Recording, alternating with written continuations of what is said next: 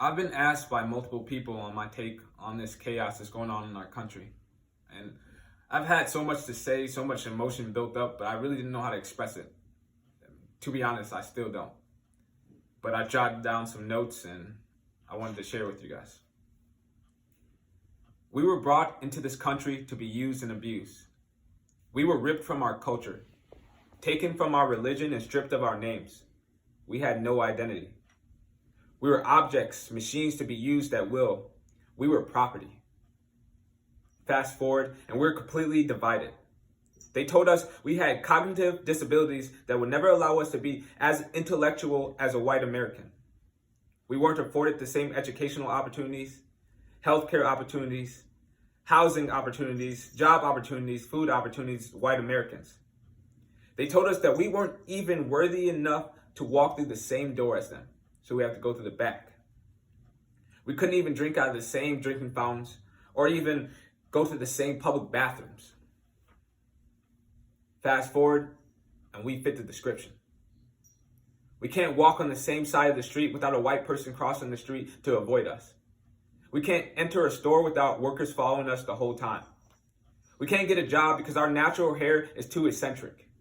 We can't ride in the passenger seat of our friend's car without a cop pulling us over to ask for our IDs.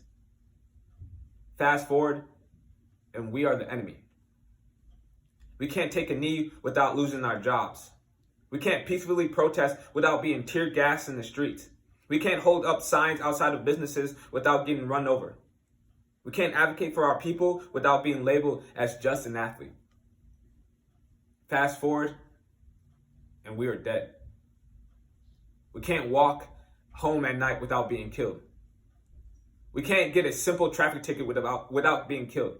We can't sell CDs to feed our families without being killed. We can't have a breakdown in public without being killed. We can't call the police for help without being killed. We can't jog without being killed. We can't watch TV on our own couch in our own home without being killed. We can't scream without being killed. We can't talk without being killed. We can't breathe without being killed.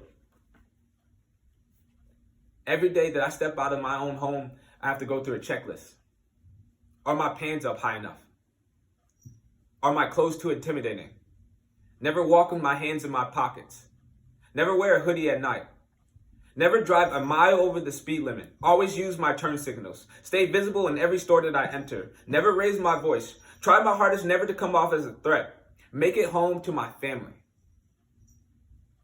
We are in this never-ending cycle of emotional and physical abuse. A constant state of judgment because of the color of our skin. That generational disrespect and the bloodshed of our people would make any sane person snap.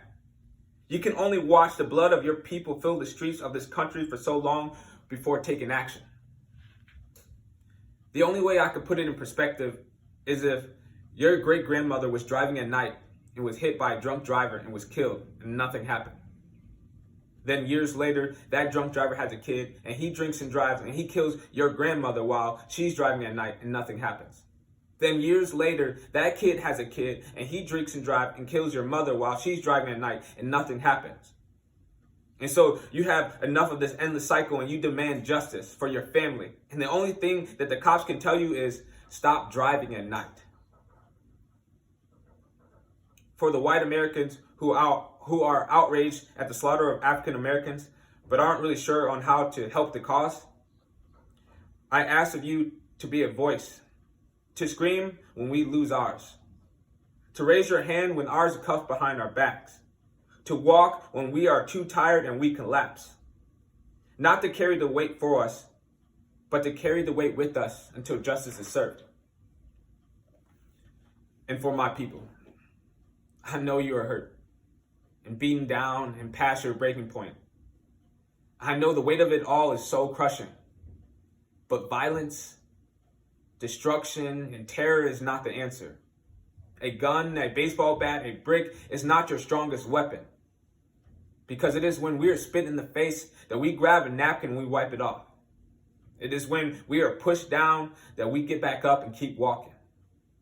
It is our intellect, our voice, our temperance that is the most feared and the most powerful weapon of them all.